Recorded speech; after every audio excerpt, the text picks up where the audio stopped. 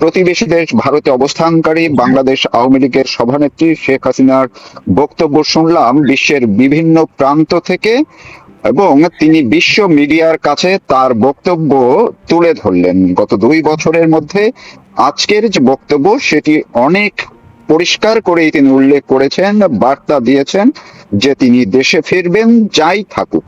আগে বিভিন্ন গণমাধ্যমে যে সাক্ষাৎকারে যেগুলো বলেছেন সেইগুলো সব মিলিয়ে তিনি একেবারেই কংক্রিট একটা তার ডিসিশন তিনি জানিয়ে দিলেন।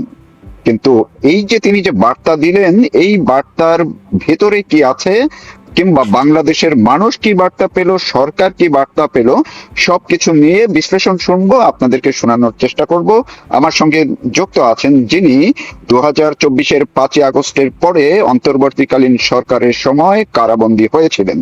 আছেন ঢাকা বিশ্ববিদ্যালয়ের অধ্যাপক, আইনের অধ্যাপক প্রফেসর শেখ হাফিজুর রহমান কার্জন। আমি আপনাকে শুভেচ্ছা জানাচ্ছি, ধন্যবাদ জানাচ্ছি আমাকে সময় দেওয়ার জন্য। আপনি শুনছেন আশা করি।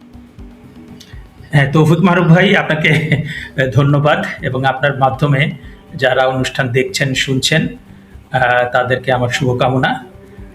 তো জি, আমি শুরুতে একটু জানতে চাই আপনার কাছ থেকে, আমি আশা করছি এবং নিশ্চিত যে আপনিও শেখ হাসিনার বক্তব্য শুনেছেন। ওইখানে সজীব ওয়াজেদ জয় বক্তব্য দিয়েছেন, আরো অনেকেই দিয়েছেন, সেই বিষয়ে যাব না। শেখ হাসিনা যে বক্তব্যটা আজকে দিলেন, আমি একটু গভীর বিশ্লেষণে যাওয়ার আগে আপনি কি বার্তা পেলেন সেইটুকু আগে একটু শুনতে চাই। হ্যাঁ, আমি খুব মনোযোগ দিয়ে আমি অনুষ্ঠানটা পুরোটাই দেখেছি। যদিও সরকারি একটা নিষেধাজ্ঞা ছিল, কিন্তু আপনার যেটা হয় যে সরকার নিষেধাজ্ঞা দিয়ে যেটা হয়েছে, মানে এটা আরো বেশি লোকজন দেখেছে। সরকারি নিষেধাজ্ঞা দেওয়ার যেটা উদ্দেশ্য ছিল যে লোকজন যেত এটা কম দেখে, এবং যেটা ইতিমধ্যেই আমরা খবর পেয়েছি যে আওয়ামী লীগের যে অফিসিয়াল ফেসবুক পেজ, সেখানে লক্ষ লক্ষ মানুষ দেখেছেন। তারপরে বঙ্গবন্ধু কন্যা সাবেক প্রধানমন্ত্রীর সাবেক আইসিটি উপদেষ্টা সজীব ওয়াজেদ জয়, তার ফেসবুক পেজ থেকেও লক্ষ লক্ষ লোক দেখেছেন, এবং বিভিন্ন ন্যাশনাল ইন্টারন্যাশনাল যে আপনার সংবাদ মাধ্যম সেটিকে যথেষ্ট গুরুত্ব দিয়ে প্রচার করেছে। এবং আমি আসলে এটা বাংলাদেশে গণতন্ত্র মানে নানা সময় আমরা বলি যে খুব শক্তিশালী হচ্ছে না, নাজুক গণতন্ত্র নাজুকই থেকে যাচ্ছে। কারণ মাননীয় প্রধানমন্ত্রী তারেক রহমান তিনি যখন লন্ডনে ছিলেন, তার বক্তব্যের ব্যাপারেও এরকম নিষেধাজ্ঞা দেওয়া হতো। হ্যাঁ, এবং আরেকটা ভিন্ন প্রেক্ষাপটে বঙ্গবন্ধু কন্যার যে আপনার ওনার বক্তব্য নিয়ে যে নিষেধাজ্ঞা দেওয়া হলো, মানে এই প্রোগ্রামটা নিয়ে, সেটা আসলে কোনোভাবে আইনের সাথেও সঙ্গতিপূর্ণ নয়, তারপরে সংবিধানের সাথেও সঙ্গতিপূর্ণ নয়। আর এই ইনফরমেশন টেকনোলজির যুগে তো একদম মানে অর্থহীন একটা বিষয়। মানে ইনফরমেশন টেকনোলজির এই দিনে আপনি তো মানে একটা দেশের ভেতরে যদি আপনার জুরিসডিকশন থাকে, তাহলে আপনি নিষেধাজ্ঞা দিতে পারেন, আপনি সেটাকে রেগুলেট করতে পারেন। কিন্তু যখন আইসিটির তো কোনো সীমানা নাই, আপনি কোথায় বসে আছেন, আপনি বিশ্বের এক প্রান্তে বসে আছেন, আমি আর এক প্রান্তে বসে আছি, এই তো কথা বলছি। হ্যাঁ, তো এইটা কি আপনি নিষেধাজ্ঞা দিতে পারেন? হ্যাঁ, যদি সেটা সন্ত্রাস হয়, যদি সেটা আপনার দেশের সার্বভৌমত্ব বিরোধী হয়, যদি আপনার সেটা মাদকের সাথে জড়িত থাকে, যেটা যদি মানে হিউম্যান ওয়েলবিং সেটাকে কোনোভাবে বিঘ্নিত করে। এখন আপনি যে প্রশ্নটা করেছেন, আমি প্রথমত যে বার্তাটা পেয়েছি বঙ্গবন্ধু কন্যার কাছ থেকে, সেটা হচ্ছে যে তিনি তার প্রত্যাবর্তন নিয়ে নানা মহলে নানা রকম কথাবার্তা হয়েছে, নানা রকম আগ্রহ ছিল, কোটি কোটি মানুষের ভেতরেও অনেক আগ্রহ ছিল। এবং যেটা হয়েছে যে আপনার আমরা যেটি দেখলাম যে 2 বছর ধরে আপনার ডক্টর মোহাম্মদ ইউনূস, তারপরে আপনার মুক্তিযুদ্ধ বিরোধী শক্তি এবং অন্যান্য রাজনৈতিক দল এবং ব্যক্তিবর্গ দেশে বিদেশে তারা বললেন যে শেখ হাসিনা আসছেন না কেন, ভারত তাকে প্রত্যর্পণ করছেন না কেন।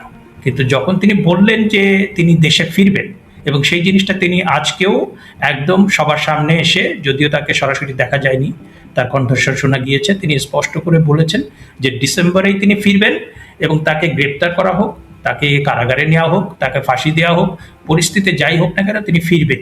মানে তার যেই, এবং তিনি সেটা ব্যাখ্যাও করেছেন যে 1981 সালে তিনি যখন ফিরেছেন তখনও তার বিরুদ্ধে নিষেধাজ্ঞা ছিল, তার বিরুদ্ধে অনেক রকম প্রতিবন্ধকতা ছিল। 2007 সালে যখন তাকে মানে গৃহবন্দী করা হয়, তারপরে বিদেশে পাঠিয়ে দেওয়া হয়, সেখান থেকেও তিনি নানা বাধা অতিক্রম করে ফিরেছেন। তিনি 5-6 বার গ্রেপ্তারও হয়েছেন। সুতরাং এই গ্রেপ্তার নিষেধাজ্ঞা এটা তার জীবনে প্রথম না, এবং সেটা তিনি প্রতিবারই সাহসিকতার সাথে মোকাবেলা করেছেন। এবং এইবারও একটা ভিন্ন প্রেক্ষাপট ছিল, কারণ আপনার দেশি বিদেশি আন্তর্জাতিক নানা রকম ষড়যন্ত্র করে, স্নাইপার রাইফেল দিয়ে মানুষ হত্যা করে, তারপরে আপনার পুলিশ হত্যা করে এমন একটা অরাজকতা তৈরি করা হয়েছিল। তো সবকিছু মিলে এই পরিস্থিতিতে তার এই বার্তাটা যে তিনি রিঅ্যাফার্ম করলেন, ইতিমধ্যে তিনি দুটি আন্তর্জাতিক গণমাধ্যমের কাছে সাক্ষাৎকারে যেটা দৃঢ়তার সাথে বলেছিলেন, সেটাকে তার নিজের কণ্ঠে সেটাকে আপনার মানে রিঅ্যাফার্ম করলেন, সেটাকে নিশ্চিত করলেন।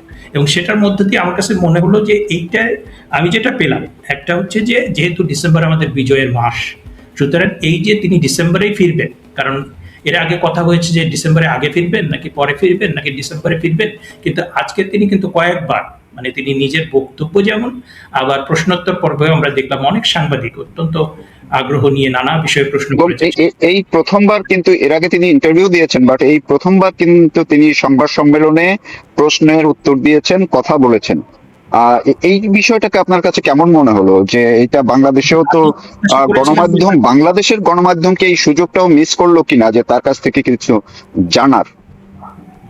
না, ধরেন যে আপনার ওই আমার যেটা প্রত্যাশা ছিল যে তাকে ডিজিটাল মানে অন স্ক্রিনে দেখতে পাবো, তো সেটা হয়তো বা কোনো কারণ থাকতে পারে, নিরাপত্তাজনিত কিংবা অন্য কোনো কারণ, কিন্তু তিনি নিজের কণ্ঠে সেটা আপনি তার বক্তব্য দিয়েছেন, প্রশ্নের উত্তর দিয়েছেন। এবং প্রথম তো তিনি একটা প্রশ্নের উত্তর দেওয়ার পরে তিনি বললেন যে আমার পুত্র সজীব ওয়াজেদ জয় তিনি বাকি প্রশ্নের উত্তর দিবেন, কিন্তু পরবর্তীতে কিন্তু নিজেই তিনি উত্তরটা দিলেন। এবং আমরা তো এই আপনার ডক্টর মোহাম্মদ ইউনূস, তাকে কিন্তু আমরা কোনো প্রেস কনফারেন্স করতে দেখি নাই।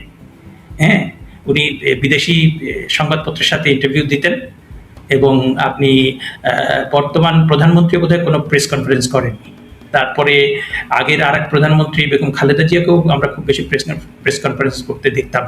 যদিও ধরেন যে গত 15-16 বছরে গণভবনে যে প্রেস কনফারেন্সগুলো হয়েছে, সেইটা ধরেন নানা কারণে প্রশ্নবিদ্ধ হয়েছিল, যে উনি আসলে যেরকম খোলামেলা মানে বঙ্গবন্ধু কন্যা যেরকম খোলামেলা নানা প্রশ্নের উত্তর দিতে পছন্দ করেন, কিন্তু আমাদের সাংবাদিকদের অনেককেই আমরা দেখেছি যে তল্পিবাহক হয়ে কিংবা তোষামোদ করে এমনভাবে যে প্রশ্ন তারা করতেন, যে সেটা অনেক সময় জনগণের কাছে বিরক্তিকর হয়ে যেত। কিন্তু আজকে ধরেন তিনি যেভাবে ফেস করলেন, যেভাবে সব ধরনের প্রশ্নের উত্তর দিলেন, সেইটা তো আমরা মানে সেটা তো মানে সব মহলই প্রশংসা করবে। কারণ এটা তো আমরা অন্যান্য জায়গাতে অন্যান্য মহলে যারা রাষ্ট্র পরিচালনা করছেন বাংলাদেশে, সেখানে তো আমরা দেখতে পাচ্ছি না। সুতরাং সেই মানে সেই সাহসটা, সেই দৃঢ়তা কিংবা নিজের পলিসি ব্যাখ্যা করা, সেটা তো আসলে থাকাটাই উচিত। তারপরে আমার কাছে যেটা আমি কথা বলছিলাম, যে আপনার ওনার এই ডিসেম্বর মাসেই ফেরত আসা, এটার মধ্যে আমি একটা সিম্বলিক রিয়েল এবং হিস্টোরিক তিনটা ভ্যালু আমি দেখতে পাই।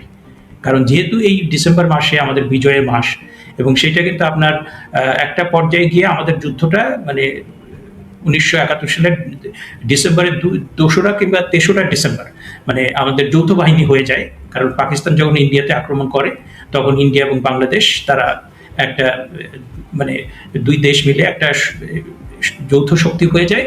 সেই যৌথ শক্তির কাছে কিন্তু তারা আত্মসমর্পণ করে। নিয়াজি যে ছিলেন পাকিস্তানের ইস্টার্ন ফ্রন্টের যে সেনাপ্রধান, তিনি কিন্তু প্রধান ব্যক্তি যিনি ছিলেন, সামরিক ব্যক্তি, তিনি সেখানে সরওয়ার্দী উদ্যানে আত্মসমর্পণ করেন। এবং পৃথিবীর ইতিহাস আপনি চিন্তা করতে পারবেন না যে 90,000 সৈন্য নিয়ে আত্মসমর্পণ করা, মানে এইটার মতো লজ্জাজনক বিষয় আপনি কিছুদিন আগে মানে গত বছর কি আগের বছর পাকিস্তান এবং ইন্ডিয়ার ভেতরে যে আপনার যুদ্ধটা হলো, সেখানে আমি শুনলাম যে পাকিস্তানের সেনাপ্রধান তিনি যখন ওই ভারতের বিমান ভূপাতিত করার খবরটা প্রকাশিত হলো, তিনি বললেন যে 71-এর প্রতিশোধ নিয়েছে। মানে আমি খুব মানে ভীষণ রকম এনজয় করলাম যে তারা কতটা অপমানিত এবং কতটা তারা সেই 71-এর ঘটনা কোনোভাবে ভুলতে পারে না। এবং তাদের নিজস্ব যে শোষণ, শাসন, জেনোসাইড, সেটার কারণেই তারা বীর বাঙালির কাছে যেভাবে তারা পরাজিত হয়েছিল, সেইটা তো পৃথিবীর ইতিহাসে বিরল। সুতরাং সেই ডিসেম্বর মাসে বঙ্গবন্ধু কন্যা ফিরে আসার যে ঘোষণাটা দিয়েছেন, এবং 5ই আগস্টের পরে ধরেন সেটা আমরা বারবার বলেছি যে তারা যে রাষ্ট্র সংস্কারের প্রতিশ্রুতি দিয়েছিলেন, তারা গণতন্ত্রকে শক্তিশালী করার প্রতিশ্রুতি দিয়েছিলেন, মানবাধিকার সংরক্ষণের প্রতিশ্রুতি দিয়েছিলেন, তার ধারে কাছে তো তারা নাই। বরং তারা মুক্তিযুদ্ধের বাংলাদেশটাকে কবর দেওয়ার জন্য, বাংলাদেশের সংবিধানকে কবর দেওয়ার জন্য তারা একদম 2টা বছর নৈরাজ্যের একটা মানে আমরা ভেবেছিলাম যে বিএনপির নেতৃত্বাধীন সরকার মানে তারা আসলে আমার অন্তত ব্যক্তিগতভাবে আমি অনেক ভালো কিছু আশা করেছিলাম। তো অনেক ক্ষেত্রেই আমি সেটা দেখতে পাচ্ছি না। এবং সেই সময়ে যখন আপনার মুক্তিযোদ্ধাদের অপমান করা হচ্ছে, তারপরে মুক্তিযোদ্ধা, তারপরে আপনার ওই রাজাকার আল বদর আল শামস, তাদের যে দল, সেই দল যখন বিরোধী দল হয়ে বসে আছে, এবং আপনার যে বাংলাদেশকে আমরা 71 সালে, মানে বাংলাদেশের মুক্তিযুদ্ধ কিন্তু খুব বড় একটা ঘটনা সারা পৃথিবীর ইতিহাসে। এটাকে কিন্তু ছোটখাটো কোনো ঘটনা বলার কোনো অবকাশ নেই। পুরো সাউথ এশিয়াতে যদি কোনো জাতিরাষ্ট্র থেকে থাকে, সেটা কিন্তু বাংলাদেশ, ন্যাশন স্টেট। এবং সেটা সারা বিশ্বে আমরা কিন্তু মার্কিন যুক্তরাষ্ট্র, চীন, মিডল ইস্টের সমস্ত দেশ সবাই কিন্তু আমাদের বিপক্ষে ছিল, এবং তারা কিন্তু নানা কূটনৈতিকভাবে, মার্কিন যুক্তরাষ্ট্র এবং চীন কিন্তু কোনোভাবেই চায়নি যে বাংলাদেশ স্বাধীন হোক। সেই যে স্বাধীনতার যে মাস, সেই মাসে বঙ্গবন্ধু কন্যা ফিরবেন, এবং শুধুমাত্র এবার বিষয়টা শুধু গণতন্ত্র এবং মানবাধিকারের জন্য না, এটা যে বাংলাদেশ, যে বাংলাদেশকে 30 লক্ষ শহীদের বিনিময়ে আমরা বঙ্গবন্ধুর নেতৃত্বে প্রতিষ্ঠা করেছি, সেই বাংলাদেশকে ফেরত পাবার যে সংগ্রাম, তো সেইটার জন্য আমার কাছে খুবই গুরুত্বপূর্ণ মনে হয়েছে। জি, আমি একজন সংবাদ কর্মী হিসেবেও আমি বিভিন্ন ভাবে তার এই বক্তব্যগুলো, প্রথম প্রশ্নোত্তরের আগে তিনি যে বক্তব্যটা দিলেন সেইখানে যে পয়েন্টগুলো তুলেছেন, আমার কাছে মনে হলো যে তিনি দেশের বর্তমান আইন শৃঙ্খলা পরিস্থিতি, মুক্তিযোদ্ধাদের নাজেহাল, আপনি যেটা বললেন মুক্তিযুদ্ধের সব স্মৃতিচিহ্ন ধ্বংস করা, অর্থনীতি, মানুষের নিরাপত্তা, সব বিষয়গুলোই তিনি তুলে ধরেছেন। আপনার কাছে কি মনে হয় যে আর কোনো বিষয় কি ছিল যে এই বিষয়টি উনি বাদ দিয়ে গেছেন বা বললে ভালো হতো, এমন কিছু আপনি খুঁজে পেলেন কিনা? নাকি সব বিষয়ই, আমার মতো মনে হচ্ছে যে সব বিষয় আপনি পেয়েছেন, সব বিষয় তিনি পয়েন্ট করেছেন? না, আমি এতক্ষণ যে বিষয়টা বললাম সেটা আপনার ধরেন যে খুব কমন, মানে এটা অনেকদিন ধরে তিনি বলছেন, আলোচিত হচ্ছে, এটা সবাই, লোকজন সবাই বুঝতে পেরেছেন, কিংবা তাদের within the parameter of their understanding. কিন্তু আমি লক্ষ্য করেছি কয়েকটা বিষয়, সেই আলোচনায় আমি আসতাম, যে বঙ্গবন্ধু কন্যা সাবেক প্রধানমন্ত্রী শেখ হাসিনা তিনি কিন্তু বলেছেন যে আমার বাংলাদেশে যে আমি ফিরবো, প্রথম বলেছেন যে ডিসেম্বরে ফিরবো, তারপরে বলেছেন যে বাংলাদেশের রিকনসিলিয়েশন দরকার। এবং তিনি দ্বিতীয় যে কথাটা বলেছেন সেটা হচ্ছে বাংলাদেশের কনস্টিটিউশনাল ওয়ার্ডার সেটা ভেঙে পড়েছে, সেই ওয়ার্ডারকে নতুন করে পুনঃস্থাপন করা, প্রতিষ্ঠিত করার জন্য আমাকে ফিরতে হবে। এখন আপনি ধরেন রিকনসিলিয়েশনের যে কনসেপ্টটা, এটা কিন্তু আমাদের অনেক শিক্ষিত লোকও কিন্তু এটা ভালো করে জানেন না। হ্যাঁ, রিকনসিলিয়েশনের সবচেয়ে ভালো যেটা হয়েছে সেটা হচ্ছে আপনার সাউথ আফ্রিকাতে, আপনার নেলসন ম্যান্ডেলা, সেখানে আপনার ব্ল্যাক এবং হোয়াইট, মানে হোয়াইটরা তো ব্ল্যাকদের কি চোখে দেখ